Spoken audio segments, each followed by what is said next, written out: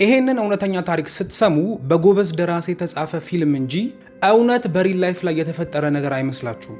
በአሜሪካው ፕሬዝዳንት ቢል ክሊንተን እና በ21 ዓመቷ ወጣት ሴት መካከል እንደ ቀልድ በድብቅ የተጀመረው ወሲባዊ ግንኙነት ነጩን ቤተ መንግስት ከማናወጥ አልፎ በአገሪቷ ትልቅ የፖለቲካ ቀውስ ያመጣል ቢባል ለማመን ይከብዳል። ይሄ በዘጠናዎቹ ዓለምን ያነጋገረ፣ ጋዜጦችን ያጥለቀለቀ፣ የአሜሪካን ሕዝብ ለሁለት የከፈለ አስገራሚ ታሪክ ነው።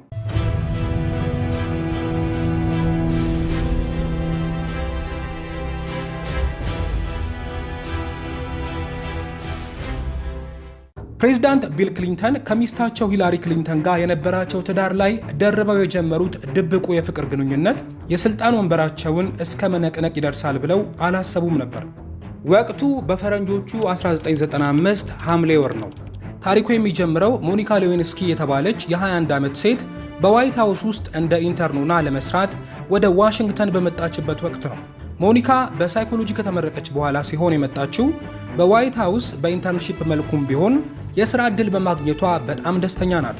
ኢንተርንሺፕ ማለት ደሞዝ ሳይከፈላችሁ ልምድ ለማግኘት የምትሰሩት ሥራ ነው። ሞኒካ ያደገችው በአሜሪካ ውስጥ አሉ የሚባሉ ሀብታሞች በሚኖሩበት ቤቨርሊ ሂልስ በተባለች ከተማ ነበር። አባቷ ዶክተር፣ እናቷ ደግሞ ጸሐፊ ናቸው። ወፍራም ስለነበረች በትምህርት ቤት ውስጥ ከኤሌመንተሪ ጀምሮ ተማሪዎች ይቀልዱባት ነበር፣ ቅጽል ስም ያወጡላታል። በቤቨርሊ ሂልስ ሰውነታቸው የተስተካከለና ቆንጆዎች ከመብዛታቸው የተነሳ ለከተማው እንደማትመጥን ይሰማት ነበር። 14 ዓመቷ ላይ እናትና አባቷ ተፋቱ። ዶክተሩ አባቷ በቢሮ ውስጥ ከአንዲት ነርስ ጋር የነበረውን ግንኙነት እናቷ ካወቀች በኋላ ነው ትዳራቸው በፍቺ የተጠናቀቀው። ሞኒካ ያለባት ችግር ላይ ይሄ ሲጨመር ይበልጥ ለዲፕሬሽን ዳረጋት። በዚህ ምክንያት ከመጠን በላይ ትበላ ነበር። ለራሷ በጣም ያነሰ ዋጋ የምትሰጥ ሴት ናት። ይሄ ከተቃራኒ ጾታ ጋር ያላት ግንኙነት ላይም ይታይ ነበር። ሳንታ ሞኒካ ኮሚኒቲ ኮሌጅ ትማር በነበረበት ወቅት ለመጀመሪያ ጊዜ ከወንድ ጋር ሲሪየስ የሆነ ግንኙነት ውስጥ ገባች። እሱ በኮሌጅ ውስጥ ሰራተኛ ሲሆን በዕድሜ ከ10 ዓመት በላይ ይበልጣታል። የሚገርመው ግን እሱ አይደለም፣ ሰውየው ባለትዳርና የልጅ አባት ነው። ሞኒካ ለራሷ ያላት ግምት በጣም ከማነሱ የተነሳ ሲንግል ከሆነ ወንድ ጋር ትክክለኛ ሪሌሽንሺፕ የሚገባት አይመስላትም። በግንኙነቱ እንደምትጎዳ እያወቀች ነው የምትገባው። በዚህ ምክንያት የፍቅር ግንኙነቶቿ ላይ ሁሌም ችግር ይገጥማታል። ከዚህ በኋላ ሞኒካ ፖርትላንድ ወደሚባል ከተማ ሄዳ አንድ አነስ ያለ ዩኒቨርሲቲ ውስጥ መማር ጀመረች።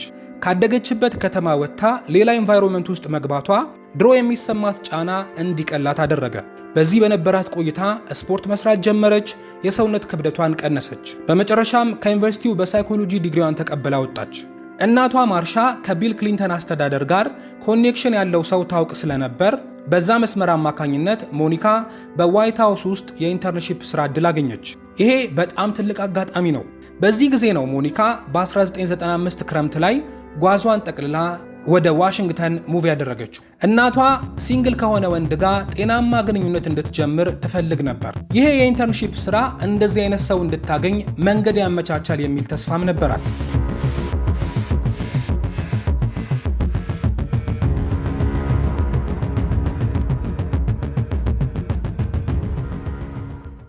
ገና በ21 ዓመቷ ሞኒካ በዋይት ሃውስ ውስጥ ለሥራ ገባች። ልክ እንደሷ ዕድሉን አግኝተው ለኢንተርንሺፕ ሥራ የገቡ ወጣቶች ብዙ ናቸው። ሁሉም በዋይት ሃውስ ውስጥ ለመግባት የሚያስችል ባጅ ቢሰጣቸውም መሄድ የተከለከሉባቸው ደግሞ ውስን ቦታዎች ነበሩ።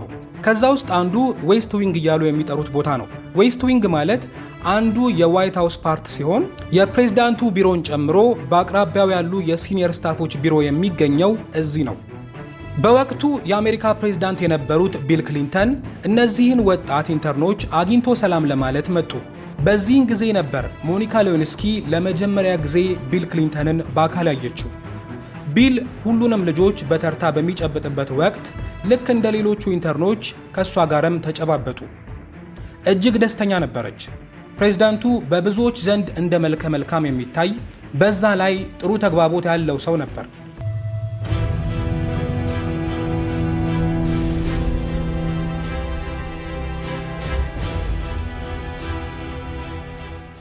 በማግስቱ ፕሬዝዳንቱ 49ኛ ዓመት ልደቱ ስለነበር ለዛ በተዘጋጀው ፓርቲ ላይ ሞኒካ በድጋሚ እሱን የምታይበት ዕድል አገኘች። ክሊንተን እንዲያስታውሳት ስለፈለገች ትላንትና አርጋው የነበረውን አረንጓዴ ልብስ ለብሳን የመጣችው። በፕሮግራሙ ላይ አልፎ አልፎ በአይን እየተገጣጠሙ ነው። በመጨረሻም በእጇ የመሳም ምልክት አሳየችው። ክሊንተን እንደ መደንገጥ አለና ፈገግ ብሎ ፊቱን አዞረ። በዚህ ፓርቲ ላይ በጥቂቱ ፍለርት የመደራረግ ነገር በመካከላቸው ነበር። አኳኋኗ በፍቅር እንዳበደች አይነት ሴት ነው። ከክሊንተን ጋር በነበራቸው እያንዳንዱ ፎቶ ከሱ ጋር በዚህ ደረጃ በመጠጋጋቷ በጣም ደስተኛ እንደሆነች ያስታውቅባታል።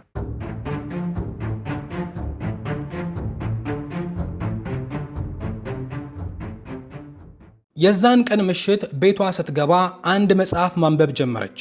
ፓሽን ኤንድ ቢትሪያል የተባለ በጄኒፈር ፍላወርስ የተጻፈ መጽሐፍ ሲሆን የታተመው በ1992 ነበር። ጸሐፊዋ ጄኒፈር ምሽት መዝናኛ ውስጥ ዘፋኝ በነበረችበት ጊዜ ከቢል ክሊንተን ጋር ነበረን ያለችውን የፍቅር ግንኙነት በተመለከተ ያሰፈረችበት መጽሐፍ ነው። የዛኔ ክሊንተን ፕሬዝዳንት አልነበረም። እሷ እንዳለችው ከሆነ ግንኙነታቸው የቆየው ለ1 ዓመት ሲሆን በወቅቱም ክሊንተን ባለትዳር ነበር። ክሊንተን ለመጀመሪያ ጊዜ ፕሬዝዳንት ሆኖ በተመረጠበት 1992 ዓመተ ምህረት ላይ ነበር መጽሐፉም የተለቀቀው። ይሄ ስም የሚያጎድፍ መረጃ በ1992 ከነበረው ምርጫ ውድድር ጋር በተያያዘ በቢል ክሊንተን ላይም በሚስቱ ሂላሪ ክሊንተን ላይም ከፍተኛ ጫና እንደነበረው ይነገራል። ነገር ግን መጽሐፉ ሳይወጣ በፊት ራሱ የጄኒፈር ወሬ ሲናፈስ ባለትዳሮቹ መልስ ሰጥተውበታል። ትዳራቸው ፍጹም እንዳልሆነ አምነው በቲቪ ተናግረዋል። ሞኒካ ጄኒፈር የጻፈችውን ታሪክ ማንበቧ የምትፈልገውን ነገር ለማድረግ ከማሰብ አላስቆማትም። እንደውም ከክሊንተን ጋር የመሆን ፍላጎቷ ጨመረ። እኔ ብቻ አይደለሁም ማለት ነው የምፈልገው ብላ እንድታስብ አደረጋት። በሌላ ቀን ራሷን በግል አንድ ለአንድ የማስተዋወቅ ዕድል አገኘች። አላባከነችውም። እየፈራችን ቢሆን ተጠቀመችበት። ስሟን ከነገረችው በኋላ የተወሰነ ደቂቃ አወሩ። ኢንተርን እንደሆነች አስታውሳው አሁን የተመደበችበትን ቢሮ ነገረችው። እንገናኛለን ተባብለው ተለያዩ። በክሊንተን በኩል ምንም የተለየ ስሜት አልነበረም። ሞኒካ ከአሜሪካው ፕሬዝዳንት ጋር ግንኙነት ሊኖረኝ ይችላል የሚለው ነገር ከአእምሯ በላይ ሆኖባታል። አንድ ቀን በቤቷ ስልክ ተደውሎ ጥሩ ዜና ሰማች። እንደነገርኳችሁ እንደ ሞኒካ ኢንተርን ሆነው የሚሰሩ ሰዎች ዌስት ዊንግ በተባለው የዋይት ሃውስ አካባቢ መገኘት አይችሉም። የተደወለላት ስልክ እሱን በተመለከተ ነበር። በዌስት ዊንግ ለመንቀሳቀስ አክሰስ የሚሰጣትን አዲስ የሥራ ፖዚሽን ሰጧት። ሞኒካ ፈነደቀች። ይሄ ደሞዝ ያለው የሙሉ ጊዜ ሥራ ነው። በዛ ላይ ደግሞ ወደምትፈልገው ሰው ያቀርባታል። ዝውውሩ የቢል ክሊንተን እጅ የነበረበት አይደለም።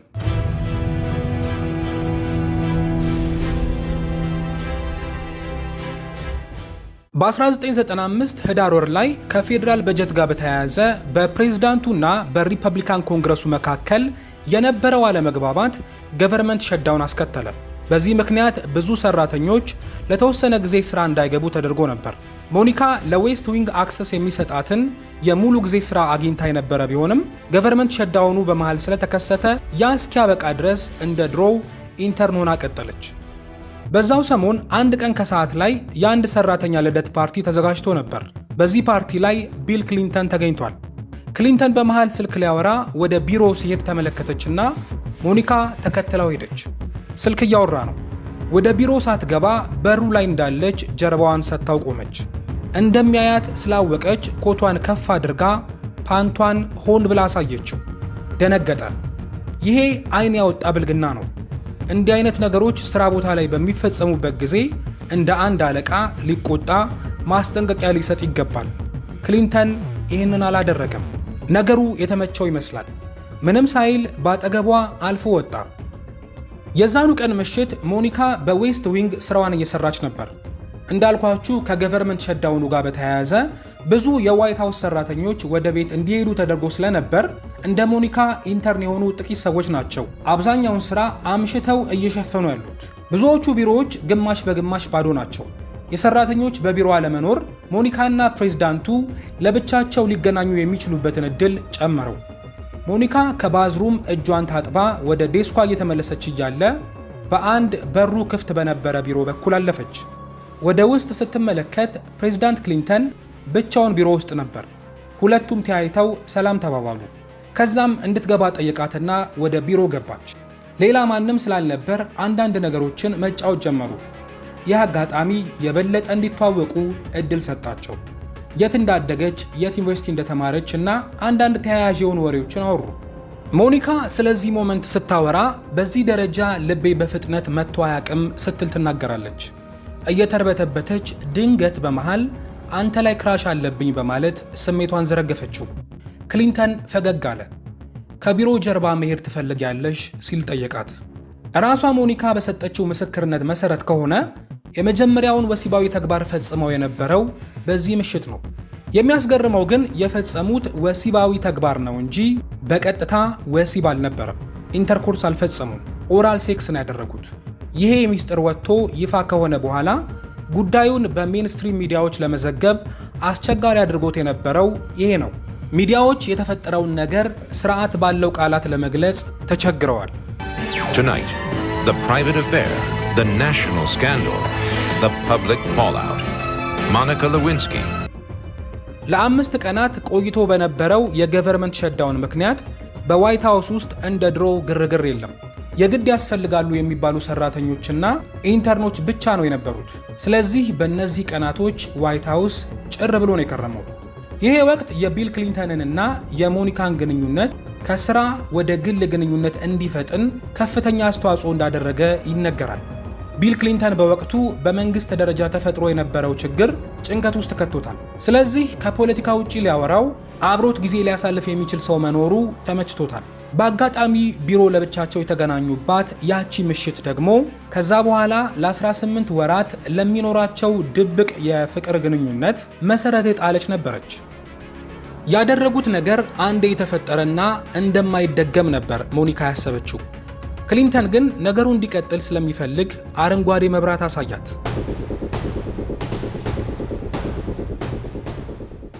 ገቨርንመንት ሸዳውኑ አልቆ ነገሮች ተስተካክለው ሰራተኞች ወደ ቢሮ ተመለሱ። እሷም ተሰጥቷት የነበረውን የቋሚ ሰራተኝነት እድል ተረከበች። ይሄ ማለት ከዚህ በኋላ ለፕሬዝዳንቱ ቅርብ ሆና ነው የምትሰራው።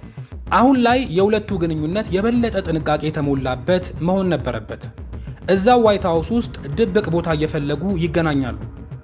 ከሴክሹዋል አክቲቪቲ አልፈው እንደ ፍቅረኛም ስጦታ መሰጣጣት ጀመሩ። ሲገናኙ የሚጠራሩበት ስም ነበራቸው። እሱን ሃንድሰም ትለዋለች፣ እሷን ኪዶ ይላታል። ማንም ሰው የተለየ ነገር ሲያደርጉ ይዟቸው ባያቅም ስለነሱ ግን ቢሮ ውስጥ አሉባልታ ነበር። በተለይ ለክሊንተን ፐርሰናል ሴክሬታሪ ሆና በቅርብ የምትሰራው ቤቲ ከሪ የሁለቱ ግንኙነት ከስራ እንዳለፈ ካወቀች ቆይታለች። ቢሆንም ግን እንዳላወቀ መሆንን የመረጠችው። ፕሬዝዳንቱ ሞኒካን ማስጠራት ሲፈልግ ለቤቲ ነበር የሚደውልላት። ምክንያቱም በክሊንተንና በሞኒካ መካከል ካለው የስልጣን ርቀት የተነሳ ስራ ቦታ ላይ እሷን በቀጥታ ማግኘት አይችልም። ያንም ቢያደርግ ለሚያይ ሰው ኦድ ይሆናል። ከስራ ውጪ በስልክ ለማውራት ግን እሷን የሚያገኝበት ያልተመዘገበ ስልክ ቁጥር ሰጥተዋለች። በዛ ቁጥር ሁሌ ይደውልላት ነበር። ግንኙነታቸው በዚህ መልኩ ለ4 ወር ቀጠለ። በ1996 ፌብሩዋሪ ላይ ሞኒካ ቤቷ እያለች ፕሬዝዳንቱ ደወለላት። ድምፁ ድሮ ከምታውቀው ተቀይሮባታል። ምን ሆነህ ነው ደህና ነህ ስትል ጠየቀችው። ደህና እንደሆነና ምንም እንዳልተፈጠረ ቢነግራትም አላመነችውም። ደህና አልመሰልከኝም፣ በዚህ ዊኬንድ መጥቼ ባይህ ይመችሃል ወይ አለችው። እንደማይመቸው ነገራት። ሞኒካ ተረብሻለች። ለመጀመሪያ ጊዜ ሳትደውል የእሱን ፈቃደኝነት ሳታገኝ ቀጥታ ወደ ክሊንተን ቢሮ እየበረረች ሄደች። ይቅርታ የግድ መጥቼ ማየት ስላለብኝ ነው አለችው። ክሊንተን እውነትም ያለ ምክንያት አልነበረም ድምፁ የተቀየረባት። የሁለቱ ግንኙነት ወሬ ከወጣ ሊያመጣ የሚችለውን ትልቅ ጣጣ ሲያጤን የቆየ ይመስላል። ግንኙነታቸው ከዚህ በኋላ መቆም እንዳለበት አረጋግቶ ነገራት። ይሄ ለሞኒካ መርዶ ነበር። ሚስጥሩን ፈጽሞ እንደማታወጣ ሊያምናትም ደግሞ እንደሚገባ እያለቀሰች ለመነችው። ክሊንተን እስካሁን ባደረገው ነገር ጸጸት ተሰምቶታል። ባለትዳር ነው። ከሞኒካ በ7 ዓመት የምታንስ ሴት ልጅ አለችው። ስለዚህ እንቀጥል በሚለው ጥያቄዋ ሊስማማ አልቻለም። እያለቀሰች ከቢሮ ወጣች። ከጥቂት ቀናት በኋላ ክሊንተን ሐሳቡን ቀየረ። ሄዶ ይቅርታ ጠየቃት። ሁኔታዎች አስፈርተውት እንጂ እሱም ማቆም እንደማይፈልግ ነገራት። ከቀናት ኩርፊያ በኋላ ወደ ቀድሞ ግንኙነታቸው ተመለሱ። ሞኒካ ፈነደቀች። ለጥንቃቄ ሲባል ከስንት አንዴ ነው በአካል የሚገናኙት። ፍቅራቸው መልሶ ደራ። ከታረቁ ከተወሰኑ ሳምንታት በኋላ ሌሊት ላይ ደወለላት። ረጅም ሰዓት ከማውራት አልፈው በተለምዶ ፎን ሴክስ የሚባለውን ፈጸሙ። ሞኒካ በዚህን ጊዜ ያስተዋለችው ነገር ባለትዳር ወንድ ውሽማውን ግንኙነት እናቁም አላት ማለት የምር ያቆማሉ ማለት እንዳልሆነ ነው። ነገርየው ሱስ ነው። በተለይም በሴቷ በኩል በቂ ፍላጎት ካለ ወንዱ ወስኖ ማቆም አይችልም። ሞኒካና ክሊንተን አንድም ቀን ከዋይት ሃውስ ውጪ ተገናኝተው አያውቁም። ከህንፃው ስፋት የተነሳ ድብቅ ቦታዎች ለመገናኘት ቀላል ነበር። ውጪ መገናኘት አይታሰብም። ሁሉንም ነገር የሚያደርጉት እዚሁ ነው። የፕሬዝዳንቱ ዋና ቢሮ ኦቫል ኦፊስ ይባላል። በዚህ ቢሮ ውስጥ ምንም አድርገው አያውቁም። አብዛኛው ወሲባዊ ተግባር ሲፈጸም የነበረው ከኦቫል ኦፊስ ጀርባ በሚገኙት ክፍሎች ነበር። በስተዲ ሩም፣ በዳይኒንግ ሩም፣ በባዝ ሩም እና ምግብና መጠጥ በሚቀመጥበት ክፍል ማለት ነው። ከፍተኛ ጥንቃቄ ያደርጉ ነበር ማለት ግን ሁለቱ ግንኙነት ሊኖራቸው እንደሚችል የሚጠረጥር አካል አልነበረም ማለት አይደለም። ያልተረጋገጡ ወሬዎች ይዘዋወሩ ነበር። ሲክሬት ሰርቪስ ኤጀንቶች የሞኒካ በዌስት ዊንግ በብዛት መገኘት አሳስቧቸዋል። በዋይት ሃውስ ከኢንተርን ወደ ቋሚ ሰራተኛ ከፍ ስትል የወሰዷት ወደ ዌስት ዊንግ ነበር። እንዳልኳችሁ ዌስት ዊንግ ማለት የፕሬዝዳንቱ ዋና ቢሮ ያለበት ኤሪያ ነው። ይሄ ነበር ከፕሬዝዳንቱ ጋር ያላትን ግንኙነት ያሳለጠው። አሁን ግን ሲክሬት ሰርቪስ ኤጀንቶች የእሷን በአካባቢው ላይ መብዛት አልወደዱትም። ከዚች ልጅ ጋር ተያይዞ ፕሬዝዳንቱ ላይ ሊመጣ የሚችለው ችግር የታያቸው ይመስላል። አንድ ቀን ሞኒካ በቺፍ ኦፍ ስታፉ ወደ ቢሮ ተጠራች። ከዚህ በኋላ ከዋይት ሃውስ ወደ ፔንታጎን እንድትዘዋወር መወሰኑ ተነገራት። ይሄ ለእሷ በጣም አስደንጋጭ ዜና ነበር። ከድብቁ ፍቅረኛዋ ጋር ላላት ግንኙነት እንቅፋት ነው። ምክንያታቸውን ብትጠይቅም ምንም በቂ ምላሽ ልታገኝ አልቻለችም። ፔንታጎንም ቢሆን ለእሷ የሚመች ትልቅ ተቋም መሆኑን ሊያስረዷት ሞከሩ። ሞኒካ ግን እንዳይቀይሯት እያለቀሰች ለመነቻቸው። ካስፈለገም እዚሁ በነፃ እሰራለሁ አለች። ጉዳዩ ላይ ግን ወስነው ስለጠበቋት ሊሳካላት አልቻለም። ዝውውሩ ክሊንተንና እሷን ለማራራቅ ታስቦበት የተተገበረ እቅድ ነው። ይሄ ውሳኔ በፕሬዝዳንቱ ጥያቄ የተወሰነ ይሁን አይሁን የተረጋገጠ ነገር የለም። ሞኒካ ቀጥታ ወደ ክሊንተን ቢሮ ሄደች። የተፈጠረውን ነገር ነግራው እንዲያስተካክለው ጠየቀችው። እሱ ግን በዚህ ውስጥ እጁን ማስገባት እንደማይችል ነገራት። አንተ የአገሪቷ መሪ ነህ፣ የፈለግከውን ማድረግ ትችላለህ ብላ ለመነችው። መጪውን የምርጫ ውድድር እንዳሸነፈ ወደ ዋይት ሃውስ እንደሚመልሳት፣ አሁን ግን በታዘዘችው መሰረት ወደ ፔንታጎን እንድትሄድ ክሊንተን ውሽማውን አሳመናት። ይህም ከተገኘ አንድ ነገር ነው ብላ ሞኒካ ተረጋጋች። በዚህ ሁኔታ 5 ወር ከቆየችበት ዋይት ሃውስ ወጥታ ወደ ፔንታጎን ተዘዋወረች። በዚህች ልጅ ምክንያት ፕሬዝዳንቱ ላይ ሊመጣ የሚችለውን ችግር ለማስወገድ ሲክሬት ሰርቪሶቹ የጠነሰሱት እቅዳቸው ግን ፈጽሞ ያልገመቱትን አዲስ ጣጣ ይዞባቸው ይመጣል።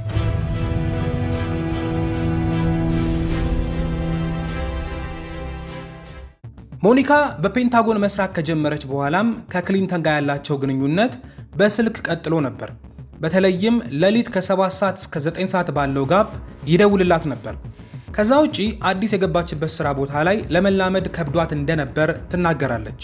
ትንሽ ቆይታ ግን አንድ ሴት ጓደኛ ፈራች። ጓደኛዋ ሊንዳ ትሪፕ ትባላለች። ሊንዳ የፔንታጎን ፐብሊክ አፌርስ ወይም የውጭ ግንኙነት ኃላፊ ሆና ነው የምትሰራው። በዕድሜ ሰፋ ያለ ልዩነት አላቸው። ሁለቱ በፍጥነት ምርጥ ጓደኛ ሆኑ። በቢሮው ውስጥ ያሉ ወሬዎች አይቀራቸውም። መቼስ ጓደኛ እንደመሆናቸው ደግሞ በህይወታቸው ስላለ የፍቅር ጉዳይ መነጋገራቸው አይቀርም። በጊዜ ሂደት እየተግባቡ ሲመጡ ሞኒካ በዋይት ሃውስ ስላላት ፍቅረኛ ማውራት ጀመረች። ማንነቱን ግን አልነገረቻትም። ለረጅም ጊዜ ሳትነግራት ቆየች። የሰውየውን ማንነት ሳትጠቅስ ሁሌም ስለ ግንኙነታቸው ታወራለች። ምርጫውን ካሸነፍኩ በኋላ ወደ ዋይት ሃውስ መልስሻለሁ ያለውን ተስፋ በማድረግ ሞኒካ እየተጠባበቀች ነው። ፕሬዝዳንት እንደመሆኑ እሱ ሲመቸው ነው እንጂ የሚደውለው እሷ በፈለገች ሰዓት ልታገኘው አትችልም። ፔንታጎን ከገባች በኋላ በአካል የምታገኘው ፐብሊክ ኢቨንቶች ላይ ብቻ ነው። ለብቻዋ ለወራት በአካል አግኝተው አታውቅም። ኢቨንቶች ላይ ከተያዩ ግን በዛ ቀን ማታ መደወል እንዳስለመዳት ተናግራለች። የ1996ቱ ምርጫ ከመካሄዱ በፊት ባሉት 2 ሳምንታት ሳይደውልላት ቆየ። ቢል ክሊንተን ለሁለተኛ ጊዜ ምርጫውን በማሸነፍ የአሜሪካ ፕሬዝዳንትነቱን ቀጠለ። ሞኒካ ወዲያው ምርጫው እንዳለቀ ይደውላል ብላ ጠብቃ ነበር። እሱ ግን ዋይት ሃውስ እንድትመለሺ አደርጋለሁ ብሎ የገባውን ቃል ከመፈጸም ይልቅ ጭራሹኑ እልም ብሎ ራቃት። አይደውልም፣ ብትደውልም አያነሳም። ሞኒካ ከባድ ሐዘን ውስጥ ናት። ፕሬዝዳንቱ ከሞኒካ ሆን ብሎ ቢርቅም በሰላም አይደለም ሀገሪቷን እየመራ ያለው። ቢል ክሊንተን ለረጅም ጊዜ የቆየን አንድ ክስ እየተፋለመ ነው። ይህ ክስ ፓውላ ጆንስ በምትባል ሴት የቀረበበት ሲሆን የሚገርመው ደግሞ ጉዳዩ ከወሲባዊ ጥቃት ጋር የተያያዘ ነው። ተበዳይ ጥቃቱ ደርሶብኛል የምትለው ክሊንተን የአሜሪካ ፕሬዝዳንት ከመሆኑ በፊት አርካንሳስ የምትባለን ስቴት በሚመራበት ጊዜ ነው። እሷም በአስተዳደር ቢሮ ውስጥ የምትሰራ ተቀጣሪ ነበረች። በቀጥታ ባይደፍራትም ስልጣኑን በመጠቀም ሴክስ ለማድረግ ግፊት ይፈጥራል፣ ተገቢ ያልሆኑ ወሲባዊ ንክኪዎችን ያደርጋል በሚል ነው ፓውላ የከሰሰችው። ለዚህም $700,000 ካሳ እንዲከፈላት ጠይቃለች። However, for the next half hour on Prime News, two sides of an unprecedented issue. Paula Jones' federal civil lawsuit against President Bill Clinton. Hers is the first such lawsuit ever filed against a sitting U.S. president. Jones claims then-Governor Bill Clinton made persistent and continuous unwanted sexual advances. ክሊንተን መጀመሪያ ፕሬዝዳንት ሆኖ የተሾመው በ1992 ነበር። ልጅቷ ጥቃቱ ተፈጸመብኝ የምትለው በ91 ነው። ብዙ የአሜሪካ ሕዝብ በክሊንተን እንዲገረም ያደረገው ይሄ ነው። ከፓውላ ጆንስ ጋር ያለውን ክስ ሳይጨርስ ነው ከሞኒካ ጋር ድብቅ ግንኙነት ጀምሮ የነበረው። እንዳልኳችሁ አሁን ላይ ሞኒካ የምትወደው ሰው ስለጠፋባት ከባድ ድብርት ውስጥ ናት። ክሊንተን ወደ ዋይት ሃውስ መልስሻለሁ ብሎ ቃል የገባው ምርጫውን እስኪያሸንፍ ድረስ ስለ ግንኙነታቸው መረጃ እንዳታወጣ ለማድረግ እንደሆነ ገባት። ይሄ ደግሞ እንደተከዳች እንዲሰማት አደረገ። አሁንም ድረስ ብትወደውም ውስጧ ግን ተጎድቷል። ለቢሮ ጓደኛዋ ሊንዳ ዋይት ሃውስ ስለሚሰራው ፍቅረኛዋ እስካሁን ስታወራት ማንነቱን ደብቃ ነበር የምታወራው። አሁን ግን ሚስጥሩን ከጓደኛዋ ደብቆ የማቆየት ፍላጎቷም ቀነሰ። አንድ ቀን ስሜታዊ በመሆን የዋይት ሃውስ ፍቅረኛዋ ቢል ክሊንተን እንደሆነ ለሊንዳ ነገረቻት። ሊንዳ አላመነችም። በጣም ተገርማ የምር ከቢል ክሊንተን ጋር እንደዛ አይነት ግንኙነት አላችሁ ወይ ብላ ደግማ ጠየቀቻት። ሞኒካ አሁን ላይ ግንኙነቱን እንዳቆሙ በማስረዳት ይሄ ሚስጥር ፈጽሞ ከሷ እንዳያልፍ አስጠነቀቀቻት። ሊንዳ ቃል ገባች። ትልቅ ስህተት የተፈጸመው አሁን ነው። ምናልባት ይሄ ወሬ ሊንዳ ጋር ባይደርስ ኖሮ ከዚህ በኋላ የምነግራችሁ ትርምስ ባልተፈጠረ ነበር። የቢል ክሊንተን የስልጣን ወንበር ባልተናጠ ነበር። የዓለም ሕዝብ ስለዚህ ጉዳይ ፈጽሞ ባልሰማ ነበር። የሞኒካ ሕይወት እስከ መጨረሻው መስመር ባልሳተ ነበር። አንድ ከሃዲ ጓደኛ ግን ሁሉንም ነገር ቀየረች። ቢል ክሊንተን እንዳልኳችሁ ፓውላ ጆንስ ካቀረበችበት የወሲባዊ ጥቃት ክስ ራሱን ለማውጣት ፍልሚያ ላይ ነው። ከፓውላ ጎን ደግሞ አሉ የሚባሉ ጠበቃዎች ቆመው እየተከራከሩላት ነው። ለፓውላ ጆንስ ፍትህ ለማምጣት ብቻ ሳይሆን ክሊንተንን ለመጣል ስለሆነ ጉጉታቸው የቻሉትን ሁሉ እያደረጉ ነው። በዚህ ሰዓት አንድ ስልክ ተደውሎ ለጠበቆቹ ጮማ የሆነ መረጃ ተነገራቸው። ይሄ መረጃ ክሊንተንን በክሱ ለማሸነፍ ትልቅ መሳሪያ ነው። ደዋዩዋ የሞኒካ ጓደኛ የሆነችው ሊንዳ ትሪፕ ነበረች። ሞኒካ እንደ ጓደኛ የነገረቻትን ሁሉ ሚስጥር ለእነዚህ ጠበቆች ሪፖርት አደረገች። ክሊንተን ከጓደኛዋ ጋር ወሲባዊ ግንኙነት እንዳለው ነገረቻቸው። የቀውሱ ጅማሮ ይሄ ነው።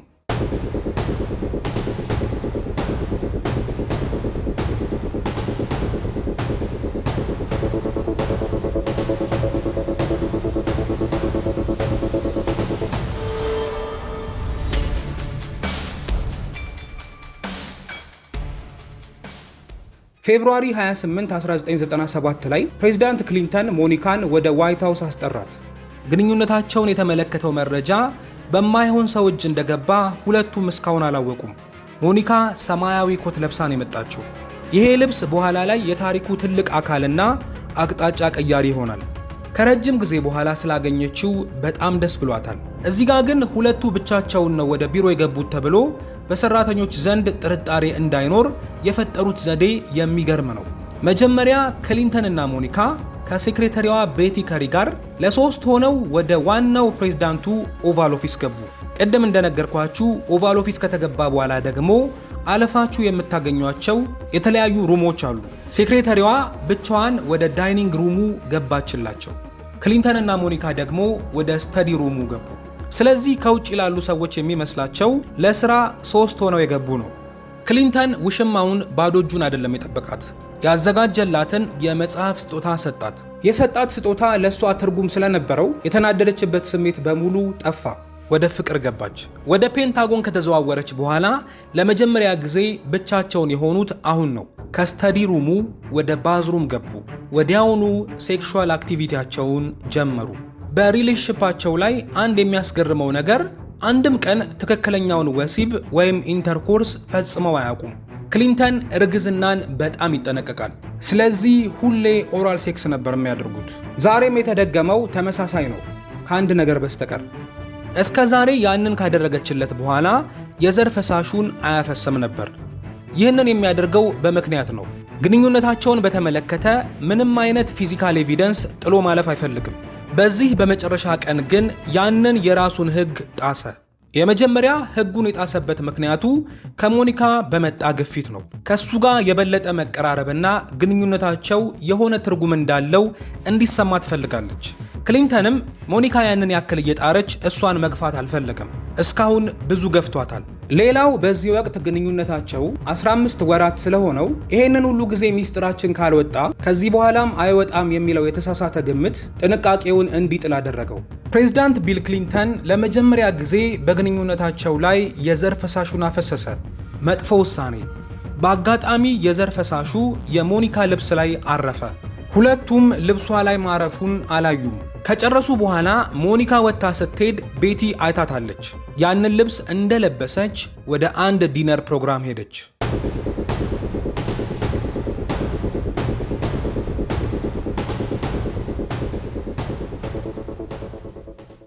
በሚገርም ሁኔታ ግን ልብሷ ላይ ያለውን ነገር አይቶ እንድታጸዳ የነገራት ሰው የለም።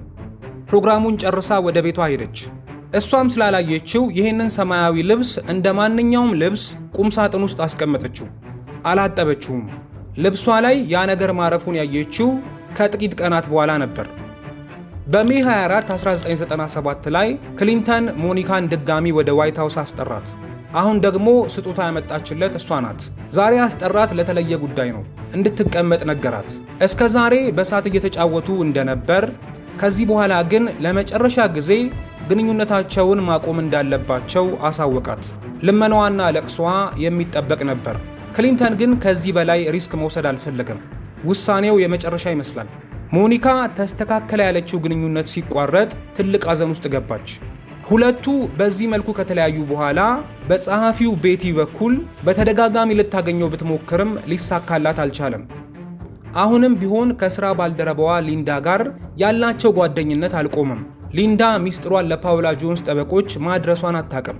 አሁን ደግሞ ሞኒካ የልብ ስብራት ላይ ስላለች የበለጠ ሁሉንም ነገር እየነገረቻት ነው። ሊንዳ ከአንድ ሰው ባገኘችው ምክር ከሞኒካ ጋር ስልክ ስታወራ ንግግራቸውን መቅዳት ጀመረች። በሚገባ አስለፈለፈቻት። ከነዚህ የስልክ ልውውጦች ላይ ብዙ ማስረጃዎች አገኘች። አንድ ቀን ጓደኛሞቹ በሞኒካ አፓርትመንት ውስጥ እያሳለፉ ነበር።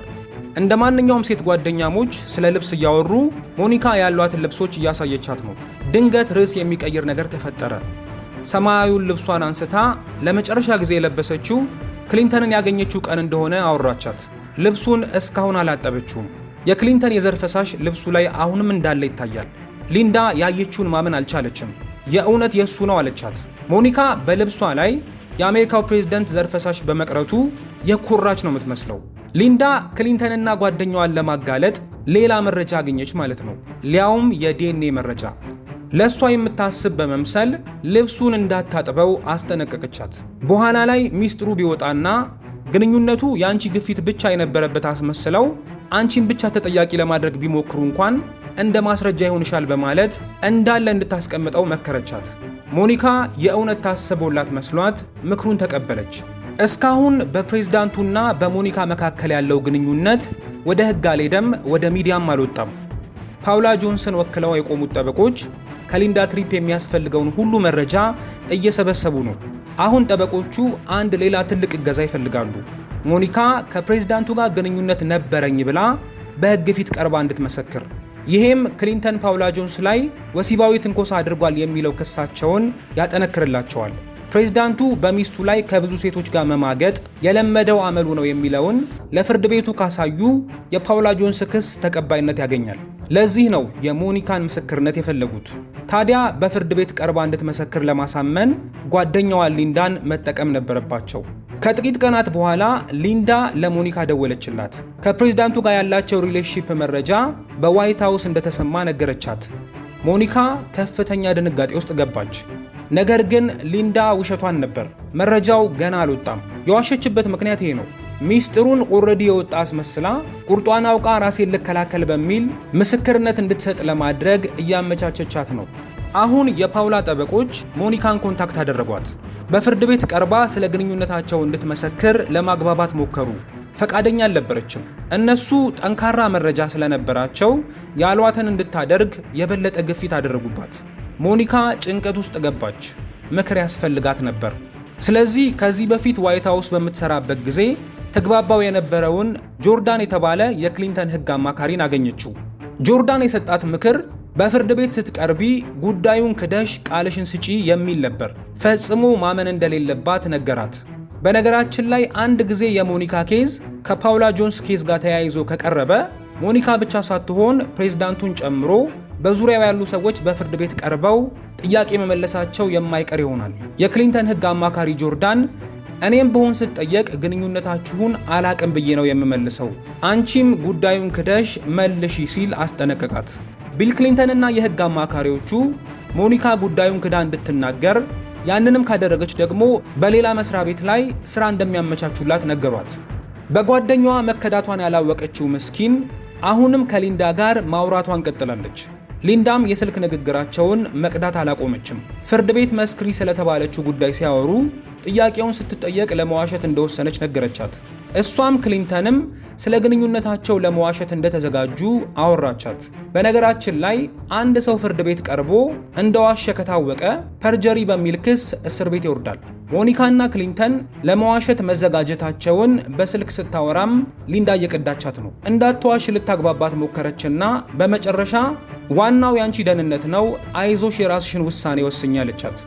ፓውላ ጆንስ ፕሬዝደንቱ ወሲባዊ ጥቃት አድርሶብኛል ብላ በከሰሰችው የፍርድ ቤት ኬዝ ላይ ሞኒካ ክሊንተንን በተመለከተ ምስክርነት ልትሰጥ ትችላለች በሚል ፖቴንሻል ዊትነስ ሆና እንደምትቀርብ ተነገረ። ሞኒካ ፖቴንሻል ዊትነስ ሆና ትቀርባለች በተባለው መሰረት በጃንዋሪ 7 1998 በሕግ ፊት ቀረበች። ስትጠየቅ ከፕሬዝዳንቱ ጋር የነበራቸውን ግንኙነት በመካድ ፊርማዋ ያረፈበትን የጽሑፍ ቃል ሰጠች። በድጋሚ ዲፖዚሽን በሚባል የሕግ ስርዓት ላይ ቀርባ ስትጠየቅ ከስራ ያለፈ ምንም አይነት ግንኙነት ኖሮን አያውቅም በማለት ተናገረች። አስታውሱ፣ ወደፊት መዋሸቷ ከታወቀ ፐርጀሪ በሚባል ሲሪየስ ወንጀል ያስጠይቃታል። በዚህ ሰዓት ሚስጥሯ ፈጽሞ ሊወጣ እንደማይችልና በመረጃ የተደገፈ ነገር እንደሌለ ተማምና ነው የዋሸችው። ራሷንም ፕሬዝዳንቱንም ለመከላከል የወሰነችው ውሳኔ ነው። ከጥቂት ቀናት በኋላ ሊንዳ ድምፅ የቀዳችባቸውን ካሴቶች ለሕግ አካላት አስረከበች። የክሊንተን የዘር ፈሳሽ ስላረፈበትም የሞኒካን ሰማያዊ ልብስ ነገረቻቸው። በካሴቱ ላይ ሞኒካ ከፕሬዝዳንቱ ጋር ስለነበራቸው ወሲባዊ አክቲቪቲ በዲቴል ስታወራ ይሰማል። በተጨማሪ ስለ ግንኙነታቸው በፍርድ ቤት ቀርባ ስትጠየቅ ለመዋሸት መዘጋጀቷንም የተናገረችበት የድምፅ ቅጂ በሕግ አካላት እጅ ገባ። በጃንዋሪ 16 1998 ላይ የኤፍቢአይ አባላቶች ሞኒካ ወደምትሰራበት ፔንታጎን መስሪያ ቤት መጡ። ከጓደኛዋ ሊንዳ ጋር አብራ እንዳለች ለጥያቄ እንደሚፈልጓት ነገሯት። ደነገጠች። አሁን ላይ በጓደኛዋ መከዳቷ ገባት። ፈጽሞ ያልጠበቀችው ነበር። በጭራሽ ሊክደኝ ይችላል ብላ ባላሰበችው ሰው ተታለለች። ይሁዳ ኢየሱስን ከካደው ክህደት ቀጥሎ ትልቁ ክህደት ሲሉ ነው ስለ ታሪኩ የጻፉ ሰዎች የሚገልጹት። የመጡት ኤፍቢአይ ኤጀንቶች ሞኒካን ቨርጂኒያ ወደሚገኝ አንድ ትልቅ ሆቴል ለጥያቄ ይዘዋት ሄዱ። ከፕሬዝዳንቱ ጋር ምንም አይነት ወሲባዊ ግንኙነት የለንም ብላ ከአንዴም ሁለቴ በሕግ ፊት የተናገረችው ውሸት እንደሆነ ሊንዳ በሰጠቻቸው ካሴቶች አረጋግጠዋል። በዚህ ምክንያት ፐርጀሪ፣ ኦብስትራክሽን ኦፍ ጀስቲስ፣ ዊትነስ ቴምፐሪንግ በሚሉና በሌሎች ወንጀሎች እንደምትከሰስ፣ ጥፋተኛ ሆና ከተገኘች ደግሞ በ27 ዓመት እስራት እንደሚያስቀጣት ነገሯት። እሷ ብቻ ሳትሆን እናቷን መረጃ ደብቃ ስለነበር እሷም ትከሰሳለች። ይሄ ለሞኒካ ትልቅ ዱብዳ ሆኖባት እየተንቀጠቀጠች ነው። በሚጠይቋት ሰዎችም የተፈለገው እንዲህ እንድትደነግጥ ነበር። አሁን ላይ አንድ ዲል አቀረቡላት። በውሸት የሰጠችውን ምስክርነት አስተካክላ ከፕሬዝዳንቱ ጋር ስለነበራቸው ግንኙነት በሙሉ እውነቱን ከተናገረች በጠቀሱት ወንጀሎች እንደማይከሷት፣ እንደማትታሰር ነገሯት። ከዛ በተጨማሪ ዋየር በማድረግ ከፕሬዝዳንቱ ጋር ንግግሮችን ትቀጅልናለሽ የሚል ኦፈር አቀረቡላት። እሷ ግን መወሰን አልቻለችም። በዚህ ሰዓት በጣም ከመጨነቋ የተነሳ ከነበሩበት ሆቴል ዘላ ራሷን ለማጥፋት አስባ እንደነበር ተናግራለች። ለ11 ሰዓት ያክል ነው ሲጠይቋት የቆዩት። እናቷ አብራት እንድትሆን እንደምትፈልግ ነግራቸው እናት ልጇን ለማገዝ ወደ ሆቴሉ መጣች። ኤፍቢአይ በጥያቄያቸው መሃል ለሞኒካ ረፍት ሲሰጧት ፕሬዝዳንቱን አግኝታ ስለ ምርመራው ልታስጠነቅቀው ሞክራ ነበር። ምክንያቱም ፕሬዝዳንቱ ከፓውላ ጆንስ ጋር በተያያዘ በማግስቱ ፍርድ ቤት ቀርቦ ጥያቄዎችን ይጠየቃል። ከነዛ ጥያቄዎች አንዱ ደግሞ ከሌሎች ሴቶች ጋርስ ግንኙነት ነበረ ወይ የሚል ይሆናል። በዚህን ጊዜ የሞኒካን ስም ማንሳታቸው አይቀርም። ልታስጠነቅቀው ወደ ቢሮ ስትደውል ሴክሬታሪዋን ቤቲ ከሪን ልታገኛት አልቻለችም። ቮይስ ሜል የምታስቀምጥ ከሆነ ደግሞ እንደ መረጃ ይያዝባታል። ምንም ማድረግ ስላልቻለች ወደ መርማሪዎቹ ተመለሰች። በዚህ ቀን በኤፍቢአይ እና በሞኒካ መካከል ምንም አይነት ስምምነት አልተደረገም። በማግስቱ ቢል ክሊንተን በፍርድ ቤት ቀርቦ በፓውላ ጆንስ ጠበቆች በርካታ ጥያቄዎች ቀረቡለት። ፓውላ ጆንስን አይደለም ወሲባዊ ጥቃት ሊያደርስባት ጭራሽም እንደማያስታውሳት ተናገረ። የማይቀረው የሞኒካ ጥያቄ ተነሳ። ክሊንተን የሚያውቀው ከዚህ በፊት ሞኒካ ስለ ጉዳዩ ክዳ ቃሏን መስጠቷንና መፈረሟን ነው። ትላንትና ምን እንደገጠማት አላወቀም። ስለዚህ ሚስጥሩ ሊወጣ አይችልም የሚል መተማመን ነበረው። ጠበቆቹ ከሞኒካ ጋር በተያያዘ እያቀረቡለት ያለው ጥያቄ ግን እያስደነገጠው መጣ። ስጦታ ተሰጣጣችሁ ታውቃላችሁ ወይ በማለት በትክክል የተሰጣጡትን ስጦታ እየጠቀሱ አፋጠጡት። መረጃ እንዳላቸው ገባው። ቢሆንም ግን በዛ ሰዓት ከመካድ ውጪ አማራጭ አልነበረውም። የፓውላ ጠበቆች ፊታቸው ላይ ደስታ ይነበባል። ፕሬዝዳንቱን በሕግ ፊት ቀርቦ እንዲዋሻ አድርገውታል። ክሊንተን የፐርጀሪ ትራፕ ውስጥ ወደቀ። ግንኙነት እንዳላቸው በግልጽ የሚያሳዩ መረጃዎችን እያጠናከሩ ስለነበር ጠበቆቹ በደስታ ከፍርድ ቤት ወጡ። በ49 ዓመቱ የአሜሪካው ፕሬዝዳንት ቢል ክሊንተን እና በ22 ዓመቷ የዋይት ሃውስ ኢንተርን መካከል የነበረውን ድብቅ ሴክሹዋል ግንኙነት የተመለከተ መረጃ በጃንዋሪ 21 1998 ኒውስዊክ የተባለ ታዋቂ መጽሔት ይዞት ወጣ። ሚስጥሩ ለመጀመሪያ ጊዜ በሚዲያ የወጣው አሁን ነበር። በሰዓታት ውስጥ ሌሎች የሚዲያ ተቋማት፣ የቴሌቪዥንና የሬዲዮ ጣቢያዎች ሳይቀሩ ተቀባበሉት። ይሄ ወሬ አገሪቷን በአንድ እግር ያቆመ ርዕስ ሆነ። የሚዲያው ጫና ፕሬዝዳንቱን በቴሌቪዥን ጣቢያ ላይ መጥተው መልስ እንዲሰጡ አስገደዳቸው። በጃንዋሪ 26 ቢል ክሊንተን በቴሌቪዥን ጣቢያ ላይ መጥቶ ከሞኒካ ጋር ምንም አይነት ወሲባዊ ግንኙነት አልነበረኝም በማለት ተናገረ። I want you to listen to me. I'm going to say this again.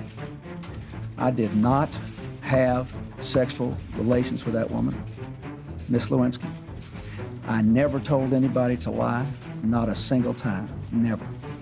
These allegations are false. ሂላሪ ክሊንተን ከባሏ ጎን ለመቆም ወሰነች። የፕሬዝዳንቱን ስም ለማጥፋት በቀኝ ጽንፍ የፖለቲካ አቀንቃኞች የተፈበረከ ተራ ወሬ እንደሆነ ተናገረች። Is this vast right-wing conspiracy that has been conspiring against my husband since the day he announced for president. በጁላይ 28 1998 ከብዙ ትግል በኋላ በኤፍቢአይ እና በሞኒካ መካከል አንድ ስምምነት ተደረገ። የተፈጠረውን ነገር አምና ለመመስከር ተስማማች። በምላሹ ደግሞ ሊያስከሰሷት ይችሉ የነበሩ ማለትም ፐርጀሪ፣ ኦብስትራክሽን ኦፍ ጀስቲስ፣ ዊትነስ ቴምፐሪንግ እና ሌሎችም በጣሰቻቸው ሕጎች እንደማትጠየቅ ቃል ገብተውላት ተፈራረሙ። ስለዚህ በነሐሴ 1998 ሞኒካ በፍርድ ቤት ቀርባ ከፕሬዝዳንቱ ጋር የነበራቸውን ወሲባዊ ግንኙነት አመነች። ግንኙነታቸው ምን ይመስል እንደነበር በሰዓትና በቀናት እያስደገፈች ሁሉንም ነገር አንድ በአንድ ተናገረች። ከዛ በተጨማሪ ሰማያዊውን ልብስ አስረከበች። የተቀረጸው የስልክ ንግግር የእሷ እንደሆነ ለፍርድ ቤቱ አረጋገጠች። በፍርድ ቤቱ ፈቃድ የፕሬዝዳንቱን የደም ናሙና ወስዶ ዲኤንኤውን ቼክ ለማድረግ ወደ ዋይት ሃውስ ደብዳቤ ተላከ። ከዛም የክሊንተን ደም ሳምፕል ተወሰደ። በመጨረሻ ውጤቱ ሲመጣ በልብሱ ላይ ያረፈው የዘር ፈሳሽና የክሊንተን ደም ሳምፕል ተመሳሳይ ዲኤንኤ እንደሆነ ተረጋገጠ። ከብዙ ውሸት፣ ከብዙ ክህደት በኋላ ፕሬዝዳንቱ የዋይት ሃውስ ኢንተርን ከነበረችው ሞኒካ ሌዊንስኪ ጋር ወሲባዊ ግንኙነት እንደነበረው አመነ። Indeed, I did have a relationship with Miss Lewinsky that was not appropriate. In fact, it was wrong. It constituted a critical lapse in judgment and a personal failure on my part. በሕግ ፊት ዋሽቷል። ምስክሮች እንዲዋሹ አግባብቷል። መረጃና ማስረጃን ደብቋል። ስልጣኑን ያለ አግባብ ተጠቅሟል። ይህንንም ተከትሎ በፐርጀሪና በኦብስትራክሽን ኦፍ ጀስቲስ ክስ ቀረበበት። ክሊንተን በታሪክ ለሁለተኛ ጊዜ የተከሰሰ የአሜሪካ ፕሬዝዳንት ነበር። ከስልጣኑ ሊነሳ የሚችልበት እድል ከፍተኛ ሆነ። በሚገርም ሁኔታ ግን አብዛኛው የአሜሪካ ሕዝብ ፕሬዝዳንቱን ነበር የደገፈው። 76% የሚሆነው የአሜሪካ ሕዝብ በፕሬዝዳንቱ ጎን እንደነበር ይነገራል። በወቅቱ ሀገሪቷ ከኢኮኖሚ አንጻር ጥሩ እየሆነች የነበረበት ጊዜ ነበር። ይሄ ሁኔታና የአብዛኛው የአሜሪካ ሕዝብ የገቢ መጠን መስተካከሉ ድጋፉ ወደ እሱ እንዲያደላ አድርጓል ይባላል። ሰውየው ሀገሪቷን በትክክል እየመራ ነው፣ በሩን ዘግቶ ስለሚያደርገው የግል ነገር አይመለከተንም ሲሉ ጥቂት የማይባሉ ዜጎች ተናገሩ። I admire what he's doing for the country, and what he does behind doors is none of my business, and I don't care. He had a little affair. The country wasn't in danger. I mean, it's not like she was a Russian spy or anything. በመጨረሻም ጉዳዩ እንደ ፍርድ ቤት ወደሚያገለግለው ሴኔት ተወሰደ፣ ወደ ምክር ቤት።